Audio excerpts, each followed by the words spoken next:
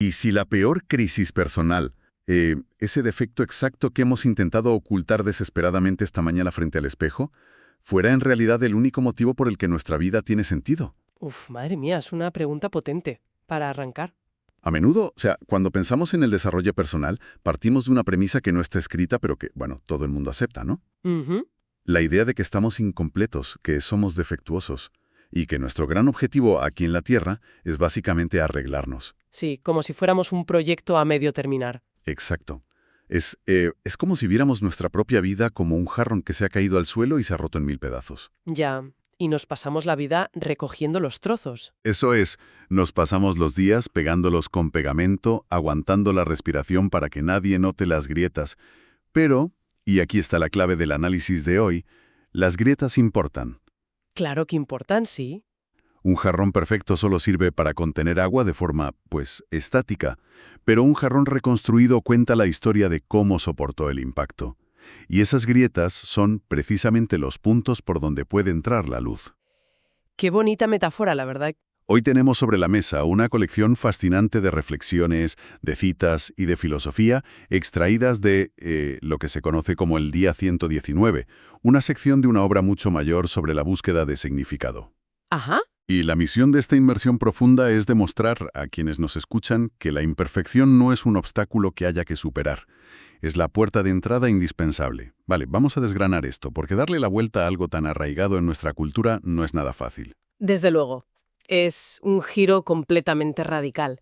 Y lo que hace que este compendio del día 119 sea tan convincente no es solo lo que dice, sino quién lo dice. Claro, no es solo un autor. Para nada. No estamos hablando de un solo filósofo ahí encerrado en su torre de marfil. Tenemos un abanico de fuentes que, fíjate, abarca desde la Rusia imperial de León Tolstoy y la Roma estoica de Marco Aurelio, hasta, la sabiduría taoísta de Lao Tse, e incluso figuras modernas del deporte, como Aaron Rodgers. Tela. O sea, perfiles que no tienen absolutamente nada que ver unos con otros. Pensadores de épocas y de disciplinas completamente dispares han llegado a la misma conclusión estructural, que es que la vulnerabilidad humana, el estado de rotura o el error, no nos desvían del camino hacia una vida con sentido. Sino que son el camino. Eso es, son el terreno mismo sobre el que se construye ese camino. Sí. Pues a ver, arrancamos con una cita del psicólogo John Bradshaw, que si la lees rápido suena a la típica frase motivacional que verías en una taza de café, ¿no? Los errores son nuestros maestros. Ya, el típico cliché. Ujú. Claro, es fácil asentir con la cabeza y decir, que es cierto, cuando hablamos de, no sé, equivocarnos de calle al conducir o quemar las tostadas. Pero el texto no se queda en esas pequeñas molestias. Ni mucho menos. Da un salto tremendo y nos lleva a León Tolstoy, que lleva esta idea al límite absoluto. Tolstoy afirma que la enfermedad o las limitaciones físicas extremas son, de hecho, el trabajo real. Esto es un bofetón de realidad enorme. Totalmente, es durísimo leer eso. Y la razón por la que Tolstoy dice esto radica en la mecánica psicológica de lo que nos ocurre cuando caemos enfermos de gravedad o nos rompemos por dentro. O sea, cuando nos paramos de golpe. Sí, porque tenemos esa tendencia a pensar que en la enfermedad o en el fracaso estrepitoso la vida se ha puesto en pausa. Ya. Como que decimos, bueno, cuando me recupere ya volveré a mi verdadero propósito. Exactamente. Creemos que la vida real se reanudará cuando estemos curados. Pero Tolstoy, y aquí recuerda la figura de Cristo en la cruz, señala que el momento de mayor servicio no requiere fortaleza física. Claro. Cuando el cuerpo se quiebra, la ambición, el ego, el orgullo, toda nuestra obsesión por planificar el futuro, todo eso se desmorona con el cuerpo. Ese mecanismo de destrucción física, paradójicamente, libera el poder del espíritu. Porque ya no te queda energía para mantener la fachada, ¿no? Ahí le has dado. Al quedarnos sin nuestra fachada de competencia, lo único que nos queda por ofrecer es pura presencia, vulnerabilidad, empatía. Por eso, en el momento de la quiebra, la bondad no disminuye, sino que se magnifica, porque, ya no tiene el filtro del ego por el medio. Entender el porqué de esto lo cambia todo. Es despojarse de la armadura. Y claro, si la enfermedad nos empuja por la fuerza a ese estado de vulnerabilidad, ¿cómo gestionamos la lucha diaria cuando no estamos enfermos, sino que, simplemente estamos agotados? La pesadez del día a día. Exacto. Y aquí es donde entra Marco Aurelio en el texto. El hombre más poderoso del mundo occidental en su época, el mismísimo emperador romano, lidiando con esta pesadez humana en la oscuridad antes del amanecer. Su famosa lucha contra las mantas, sí. Sí, en sus meditaciones aconseja a sí mismo no esperar a que llegue la República de Platón, es decir, no esperar a que la sociedad sea esa utopía perfecta y teórica para empezar a actuar. Claro, porque si esperas a que todo sea perfecto, no haces nada. Eso es, sabía que buscar las condiciones ideales solo lleva a la parálisis. Así que su filosofía no buscaba una perfección inmaculada, sino un progreso minúsculo, el progreso de todos los días. Algo tan puramente humano y mundano como la lucha titánica de salir de la cama en pleno invierno romano. Y esa es la aplicación más cruda y real de la filosofía estoica. Marco Aurelio no intentaba trascender su condición humana, sino que la usaba como su herramienta de trabajo. Ujú. Y fíjate en cómo esta idea cruza milenios y el texto la traslada al mundo contemporáneo, al deporte de élite. Ah, lo de Aaron Rodgers. Exacto, el jugador de fútbol americano. Él lo explica con una crudeza muy práctica. Dice que cada temporada es un equipo nuevo. O sea, los conocimientos, la química o las victorias del año pasado no se heredan mágicamente en agosto cuando vuelven a entrenar. Ya, no es como cargar una partida guardada en un videojuego. Claro, tienen que ganárselo de nuevo, desde cero. ¿Y cómo? Pues a través de la imperfección de los novatos, de los pases fallidos en el campo de entrenamiento, de los tropiezos. Esos errores diarios son esa nueva ronda de maestros que mencionaba Bradshaw. Es que es volver a romperse para volver a construirse. Sí, y Anthony de Mello, que también aparece aquí, lo resume con un concepto precioso. Dice que el viaje hacia el propósito o la iluminación es un viaje sin distancia. O sea, si dejas de viajar, llegas. ¡Wow! No hay un yo futuro perfecto esperándote al final de un arco iris. Este yo imperfecto que eres, aquí y ahora, es el único lugar desde el que puedes operar realmente. A ver, planteemos esto desde otra perspectiva, porque leyendo el texto me surge una duda que creo que es vital cuestionar. Dime. ¿No fomenta esta idea de conformarse con el progreso sobre la perfección una especie de mediocridad, digamos, disfrazada de filosofía profunda? Interesante. A ver. Lo del todo, ¿cómo diferenciamos esta actitud de simplemente rendirnos ante la excelencia? Suena un poco a darnos permiso para no esforzarnos al máximo con la típica excusa de, soy humano, ¿qué le vamos a hacer? Ya. Es una objeción fantástica, la verdad, y súper lógica. Pero las fuentes de las que hablamos trazan una línea muy, muy clara. Esto no es mediocridad, es puro realismo. Realismo. Sí. La mediocridad sería directamente no intentar nada, tirar la toalla.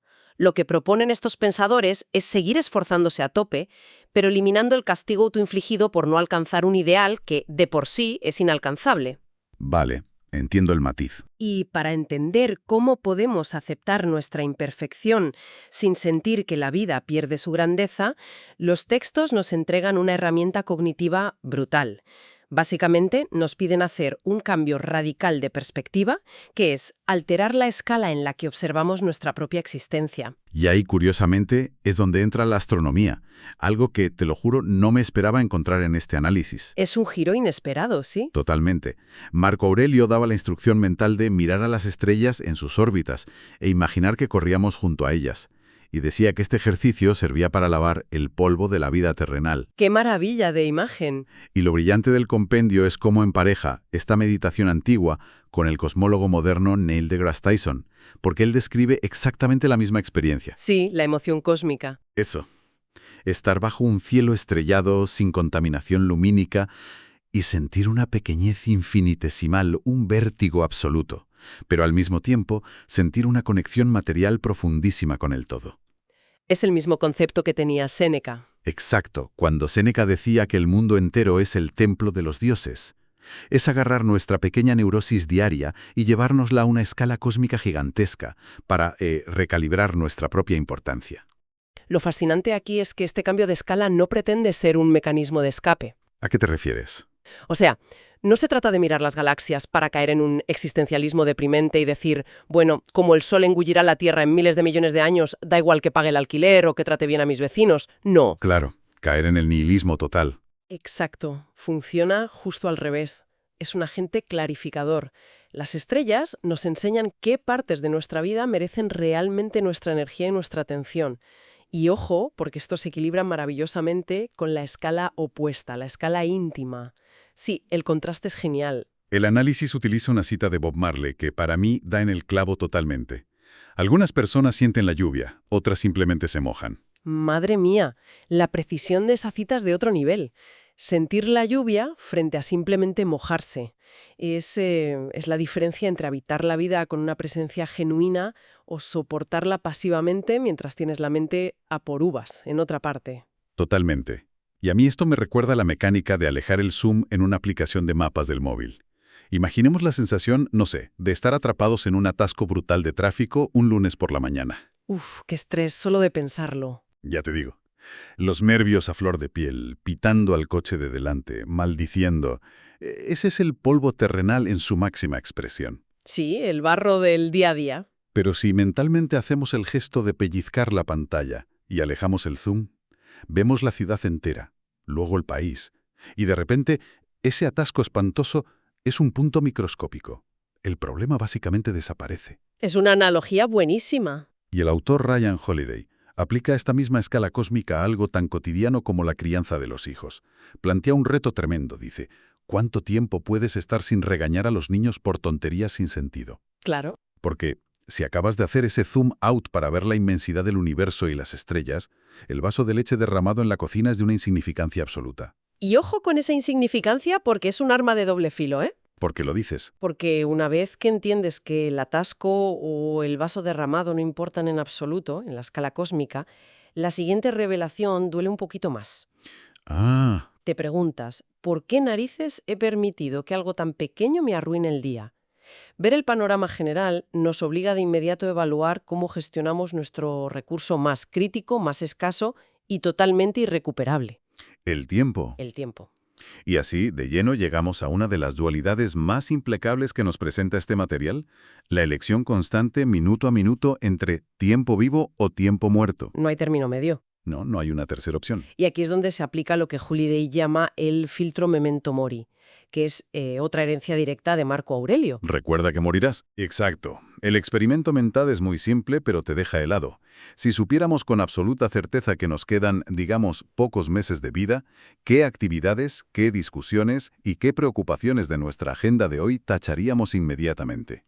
Prácticamente todas, claro. Casi todas, sí. La conclusión estoica es que esa criba no deberíamos hacerla en el lecho de muerte, sino que debe hacerse hoy mismo. Por eso el imperativo de ganar la mañana de Marco Aurelio tiene tantísimo peso histórico. Es que hay que ponerse en su lugar.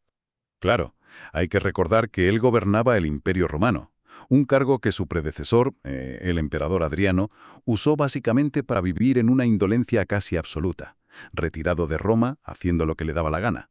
Con todas las comodidades del mundo. Entre Adriano y Aurelio ilustra muy bien que el tiempo vivo no ocurre por accidente, es una decisión activa. Totalmente. Y esto se alinea perfectamente con la directriz del legendario entrenador de baloncesto John Wooden, que decía, haz de cada día tu obra maestra. Fíjate que no dice, haz de tu carrera tu obra maestra o de tu vida. Habla del día. El bloque de 24 horas. Exacto. Es una afirmación estructural. Si tomamos el día de hoy como una unidad completa y la vivimos con integridad, la acumulación de esos días forma por defecto una vida con sentido. Paso a paso. Precisamente al decir que la plenitud de la vida no depende de su duración, sino de para qué se vivió. Es muy potente. Pero el análisis no se queda ahí. Va un paso más allá de la simple productividad de los estoicos y entra en el fango emocional con el novelista Paulo Coelho. Ah, sí, la parte de las despedidas. Coelho aborda el dolor real que causa recuperar ese tiempo muerto. Él nos recuerda que si somos lo suficientemente valientes para decir adiós a lo que nos estanca, la vida nos recompensará con un nuevo hola. Y ese apunte sobre Coelho me parece crucial, porque explica exactamente por qué nos aferramos con uñas y dientes al tiempo muerto. Es pura economía conductual, la falacia del coste hundido. Tal cual. Soltar algo, decir adiós, implica necesariamente atravesar un duelo activo. Para que nos hagamos una idea, es como ir al cine, darte cuenta a los 20 minutos de que la película es insufrible, un bodrio espectacular, Sí, nos ha pasado a todos. a todos. Pero te quedas ahí, amarrado a la butaca, sufriendo durante 2 horas solo porque ya has pagado la entrada. Absurdo, pero lo hacemos. Lo hacemos constantemente. A menudo sabemos de sobra que nuestro trabajo nos vacía o que una rutina concreta es pura evasión, pero el miedo al vacío que sigue a esa renuncia nos deja paralizados. Da vértigo. Muchísimo. Y esto, mira, me hace pensar en una duda. ¿Acaso inventamos tareas absurdas, desplazamientos innecesarios y burocracia de tiempo muerto simple y llanamente para silenciar el ruido ensordecedor que queda en nuestra cabeza justo antes de que llegue ese nuevo hola? Qué buena lectura. Es brillantísima, de verdad. Llenamos nuestra agenda de ruido de fondo, de notificaciones y recados, porque el espacio en blanco intimida demasiado. El silencio asusta. Asusta mucho. Evitar el tiempo muerto no solo requiere saber qué queremos hacer, exige tener el valor para tolerar la incertidumbre de ese vacío mientras nos estamos reinventando. Ya, pero claro, hay un problema práctico aquí. ¿Cuál? Que para poder ejercer esa autonomía real, para tener la osadía de vaciar la agenda y decirle no a las cosas, muchas veces dependemos de factores que van más allá de la pura voluntad psicológica. Ah, claro. Entiendo por dónde vas. Entramos en el terreno de las estructuras externas. Exacto. El poder, el dinero y cómo todo eso condiciona nuestra capacidad de ejercer la virtud. Y aquí la inmersión da un salto temporal que es fascinante. Nos vamos al sur profundo de Estados Unidos a mediados del siglo XX con una anécdota histórica sobre Jimmy Carter antes de llegar a ser presidente. Sí, para poner un poco de contexto histórico de forma totalmente imparcial, hay que situarse en la época. Ujú. Carter era un simple agricultor en un pueblo pequeñito de Georgia, y se enfrentó a una presión ineludible por parte de su comunidad para donar 5 míseros dólares al White Citizens Council, que era una organización local abiertamente segregacionista y racista. Y hay que entender lo que significaba eso en aquel momento. Claro, negarse a donar esos 5 dólares no era una simple diferencia de opinión política en el bar. Significaba enfrentarse al terror social más visceral, al aislamiento económico absoluto e incluso la amenaza física por parte de sus vecinos de toda la vida. Te jugabas el tipo y el negocio. Literalmente. Pero Carter se negó en rotundo. Dijo algo así como que prefería tirar esos 5 dólares por el inodoro antes que dárselos a esa organización. Pero la clave mecánica de esta valentía tan admirable reside en un detalle muy mundano. Los números. Los números. Su esposa June era quien llevaba los libros de cuentas del negocio de cacahuetes que tenían. Ellos sabían exactamente cuál era su margen económico. Sabían a ciencia cierta que podían absorber el brutal coste financiero de ese boicot moral. Y ese detalle contable de Yunes, el corazón mismo del argumento sobre las condiciones de la virtud. Para la escuela estoica clásica, el dinero y el poder se clasifican como cosas indiferentes. O sea, ni buenas ni malas en sí mismas. Exacto, herramientas neutras. Sin embargo, argumentaban que es mucho mejor poseerlas porque actúan como una coraza protectora que te facilita la libertad de obrar bien. De hacer lo correcto. Eso es. La independencia financiera de la familia Carter fue la herramienta puramente práctica que les permitió mantener intacta su brújula ética sin morirse de hambre en el intento. Claro, mientras que otros vecinos igual pensaban igual pero no podían. Muchos vecinos, seguramente asfixiados por las deudas o dependiendo de la aprobación social del pueblo para comer, probablemente no sentían que tuvieran el margen económico para permitirse semejante acto de moralidad. Es duro, pero es muy real. Y volviendo a la historia antigua, esto resalta aún más la rareza de Marco Aurelio. Él es, históricamente hablando, la gran excepción a la regla. El bicho raro del imperio. Totalmente. Un emperador romano que, teniendo el poder absoluto sobre la vida y la muerte en el mundo conocido, no se cesarizó. O sea, no se volvió un tirano loco. Exacto. No sucumbió a la paranoia, ni a la crueldad, ni a la corrupción brutal que devoró a la inmensa mayoría de los césares. Es más, el tener todo ese poder extremo pareció hacerlo mucho más diligente y cuidadoso. Y esto me vuela la cabeza porque siempre hemos escuchado, ¿no? Aquel viejo adagio famoso de Lord Acton, el poder corrompe y el poder absoluto corrompe absolutamente. Un clásico. Pero frente a ejemplos como el de Marco Aurelio, que mejora, que se pule bajo el peso inmenso de la púrpura imperial, o el de Carter, que usa sus márgenes financieros para desafiar la tiranía racial de su pueblo, me pregunto una cosa. Dime. ¿Es posible que el poder no sea el enemigo que corruptor que siempre hemos creído que es, sino que sea simplemente un megáfono gigante que amplifica la naturaleza que ya tenemos en nuestro interior? Si conectamos esto con la perspectiva general del texto, el analista Hervan Lecor responde a esa pregunta con un sí, pero un sí muy, muy condicionado. Vale, ¿cuál es la condición? Lecor advierte que estas herramientas externas, ya sea el dinero, el estatus, la seguridad, ciertamente crean el espacio donde la virtud puede respirar. Ujú. Pero si en el centro de ese espacio no existe un pacto moral interior férreo, una disciplina inquebrantable que ya estuviera ahí antes que el poder, entonces uno se vuelve indigno de esa libertad. Ah, o sea, el carácter va primero. Siempre. Es el carácter, que por cierto se ha forjado previamente en la imperfección y en el error, el que decide cómo se va a usar ese gran megáfono. El jefe Tecumseh dejó una advertencia que francamente hiela la sangre por su precisión. ¿Qué decía? Decía que el abuso de poder convierte a los sabios en necios y roba la visión del espíritu. Básicamente, la capacidad y los recursos para hacer el bien son idénticos a la capacidad para autodestruirse. Qué gran verdad. Y lógicamente, cuando alguien decide utilizar ese poder moral y salir al mundo real a hacer algo, el choque frontal con las opiniones y los defectos de los demás es inevitable. Va a haber roces. Constantemente. Y ese roce continuo es lo que nos arrastra de lleno hacia el último pilar ético del compendio, la necesidad práctica de la amabilidad y el arte de soltar. Y así entramos en el territorio tranquilo y sereno del Lao Tse. El filósofo taoísta nos lanza una máxima desarmante, de esas que de verdad te obligan a detenerte y pensar. Las personas amables no discuten, y los que discuten no son amables. Una frase cortita pero contundente. Ya te digo. Y a partir de esto, las fuentes del texto nos proponen un reto diario que suena facilísimo, pero que en la práctica es un infierno. Es dificilísimo. ¿Cuánto tiempo, cuántas horas somos capaces de aguantar un solo día sin emitir una crítica, sin quejarnos del tráfico, sin tener una opinión tajante y ruidosa sobre cada minucia que vemos a nuestro alrededor? Casi nadie aguanta ni hasta el mediodía. Ni de broma. Y este ejercicio enlaza con la visión estoica de Marco Aurelio sobre la reputación. Él comparaba los elogios y los insultos de la gente con una piedra lanzada al aire. Ujú. Decía que la gravedad es completamente indiferente a las emociones humanas. Es decir, la piedra no se vuelve más valiosa porque alguien la lance hacia arriba aplaudiendo, ni pierde un solo gramo de su esencia cuando cae irremediablemente al suelo entre insultos. Sigue siendo la misma piedra. Exacto. Exige aceptar el éxito más rotundo y el fracaso más humillante con exactamente la misma calma.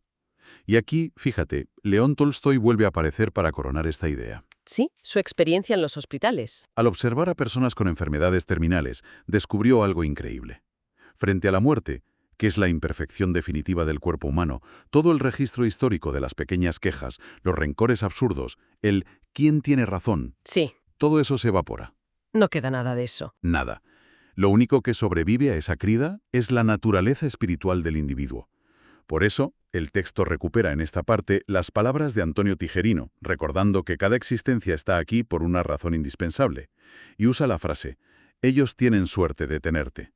O sea, el mundo necesita urgentemente esa perspectiva única que tú aportas. Es una validación preciosa. Pero a ver, aquí es donde se pone realmente interesante, porque yo personalmente tengo que frenar un segundo y cuestionar frontalmente esa regla de Lao Tse. A ver, adelante. Lo de las personas amables no discuten. Un momento. ¿Qué hacemos entonces con Jimmy Carter, del que acabamos de hablar hace un minuto? Claro. Él en la práctica inició una discusión social inmensa con su propia comunidad. Discutió de frente con el racismo establecido. Y digo yo a veces, plantarse de forma intransigente y discutir ferozmente frente a una injusticia es el acto de amabilidad más profundo que podemos ofrecer a las personas que están siendo oprimidas, ¿verdad? Sin duda. Entonces, ¿no peca esta idea oriental de fomentar una especie de sumisión pasiva ante el mal? Es una distinción crítica, y de verdad me alegra muchísimo que la plantees, porque el análisis de estas fuentes no aboga jamás por una pasividad cobarde, Vale, menos mal. ni tampoco por esa positividad tóxica moderna, donde se ignora todo lo malo y se sonríe artificialmente. La contención que propone Lao Tse y que el texto estructura como un reto diario, apunta directamente al mecanismo de nuestra atención. Al foco. Eso es. Se trata de desarrollar la férrea disciplina de no reaccionar ante trivialidades, de no derramar nuestra valiosísima energía emocional en el polvo terrenal. Ah, vale, entiendo. O sea, guardar balas. Exacto. Cuando Jimmy Carter se negó a pagar, no estaba discutiendo por una cuestión de tener la razón en un debate de bar o por el ego herido. Estaba defendiendo principios. Estaba trazando una frontera moral innegociable, basada en su pacto interior. La verdadera amabilidad no es debilidad, ni ser un felpudo. Claro. Es la inmensa fortaleza de reservar absolutamente toda nuestra voz y nuestra energía, ya sea destructiva o constructiva, para aquellas batallas que de verdad tienen un peso real en la escala cósmica. Mientras dejas que las otras piedras caigan al suelo. Eso es. Dejamos que las piedras arrojadas por ofensas menores caigan sin intentar atraparlas al vuelo. Y fíjate, entender esta sutileza nos lleva directamente a la intersección final de todos los conceptos que hemos manejado hoy. Llegamos entonces a la cima de la montaña. Para cerrar este viaje, el texto nos presenta una especie de síntesis arquitectónica que llama el mapa de los hilos del día 119. El diagrama final. Sí. Básicamente hemos ido deshilachando 4 grandes columnas a lo largo de este tiempo. Primero, aceptar que la imperfección es la verdadera materia prima del propósito. Segundo, el uso alterno de la escala cósmica y la escala íntima para calibrar qué importa de verdad. Tercero, la urgencia ineludible de transformar nuestro tiempo muerto en tiempo vivo. Sí, lo de Coelho y Marco Aurelio. Exacto. Y cuarto, el papel pragmático que tienen el poder y el dinero como escudos para poder ejercer la virtud y esa contención amable de la que hablábamos. Todas las piezas encajan. Sí, y todas estas corrientes al final convergen en un estuario, en una única verdad central. Ser seres finitos, estar irremediablemente limitados y rotos, es, matemáticamente hablando, la única condición que permite que nuestras elecciones tengan significado. Es fuerte escucharlo así, pero es cierto. Claro, piénsalo. Si fuéramos inmortales, indestructibles y perfectos, absolutamente nada de lo que hiciéramos hoy tendría el más mínimo peso o urgencia. Y fíjate que la directriz final que emerge del texto es de una dureza poética implacable. Afirma que la calma profunda que uno experimenta después de una tormenta es indudablemente la mejor sensación de la vida. La paz después del caos. Sí, pero la ley universal para alcanzar esa calma dicta que, ineludiblemente, hay que abrazar la tormenta primero. Hay que caminar a través de ella. No se puede bordear. No. Si repasamos el historial de los protagonistas que hemos visto hoy, vemos a Marco Aurelio atravesando el frío helado y la soledad terrible del poder absoluto. Vemos a Tolstói confrontando cara a cara el terror absoluto de la enfermedad y la mortalidad. Y vemos a la familia Carter caminando directo, de frente, hacia el huracán de las represalias sociales y económicas. ¿Sí? ¿Ninguno se escondió? Exacto. Ninguno de ellos encontró su propósito esquivando el conflicto y buscando un refugio seguro. Lo construyeron justo ahí, en el ojo del huracán de su propia y vulnerable humanidad. Entonces, ¿qué significa todo esto a nivel del mapa completo que nos dan? Lo verdaderamente iluminador es como el diagrama revela que ninguno de estos hilos filosóficos funciona si los arrancamos y los aplicamos por separado en nuestra vida. No son independientes. No. Intentar tener la gran perspectiva cósmica de las estrellas sin mantener el arraigo íntimo de la lluvia de Bob Marley, pues se convierte rápidamente en puro escapismo nihilista. Claro, te desconectas del mundo. Y por otro lado, sentir el peso constante de la mortalidad y la urgencia del tiempo, sin haber aceptado primero nuestra imperfección crónica, madre mía, solo genera una ansiedad que te paraliza. Te bloqueas por completo. Y cultivar una virtud pura y teórica sin construir el poder o la autonomía material para poder defenderla en el mundo real te lleva a una frustración amarga. Y amasar poder sin un pacto ético interno, ya sabemos, desemboca en tiranía pura. Tal cual. E incluso, fíjate, la honestidad más afilada, la verdad más absoluta, si se entrega sin un solo gramo de amabilidad táctica, pues degenera muy rápido en crueldad gratuita. Es un engranaje perfecto. Y esto plantea una pregunta importantísima sobre nuestra arquitectura diaria. A ver. Volviendo un momento a la anatomía del tiempo muerto que domina nuestra agenda. O sea, nos resulta tan atractivo y nos cuesta tanto soltarlo precisamente porque es el búnker perfecto para evitar la tormenta. Ah, claro. Perder horas deslizando el dedo por una pantalla nos anestesia, nos protege contra el roce abrasador de chocar contra nuestras limitaciones y además nos exonera de esa pesada responsabilidad de salir a ejercer la virtud. Nos mantiene a salvo, entre comillas. Exacto, entre muchas comillas, pero la paradoja definitiva que nos entrega todo este volumen de conocimiento es que la única ruta verificable hacia la verdadera paz mental, hacia una existencia donde de verdad sientas el pulso de estar vivo, requiere abandonar la falsa seguridad de ese búnker digital o de rutinas y adentrarse de lleno en la tormenta inestable de nuestra propia vulnerabilidad. Uf. Para quienes nos escuchan hoy, creo que la esencia destilada de esta inmersión es, o debería ser, de un alivio profundo y revolucionario. Desde luego quita mucho peso de encima. Totalmente.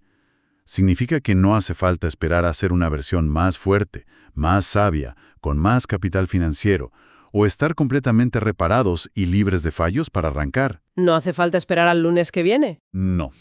Ni a que los astros se alineen. Ya contamos en este preciso y exacto instante con absolutamente todos los materiales necesarios. Como sentenció de Melo, dejemos de viajar buscando ese destino lejano porque el destino siempre fuimos nosotros. ¡Qué maravilla! La condición imperfecta y fragmentada en la que habitamos en este milisegundo es, nos guste o no, el único suelo firme sobre el que podemos edificar algo que merezca la pena. Estoy totalmente convencida de ello. Es un cambio de paradigma estructural en el cerebro, a fin de cuentas. Implica dejar de mirar de una vez nuestras limitaciones como si fueran un muro opresivo que nos bloquea el horizonte. Y empezar a tratarlas desde hoy como el cincel y la piedra con los que tenemos la absoluta obligación de esculpir nuestra historia. Pues fíjate, para poner el punto final a esto, me gustaría proponer una reflexión que no aparece literalmente escrita en los textos de hoy, pero que estoy seguro de que se deduce de todo lo que hemos cruzado. Venga, a ver. Si de verdad los errores son los mayores maestros que tendremos, como nos decía Bradshaw al principio de todo, Ajá. y si nuestra naturaleza defectuosa es verdaderamente el punto de ignición de todo lo que acaba siendo significativo, ¿qué pasaría si esa imperfección vergonzosa, esa tara concreta o esa limitación exacta que cada persona que nos acompaña hoy ha estado intentando parchear, silenciar o esconder desesperadamente bajo la alfombra esta misma mañana, fuera en realidad la herramienta matemáticamente exacta diseñada a medida para construir el próximo gran capítulo de su vida? Uf. Te dejas sin palabras. Quizás el único propósito de romperse en pedazos era entender que solo a través de esas grietas tan dolorosas podía llegar a entrar la luz. Hasta la próxima inmersión.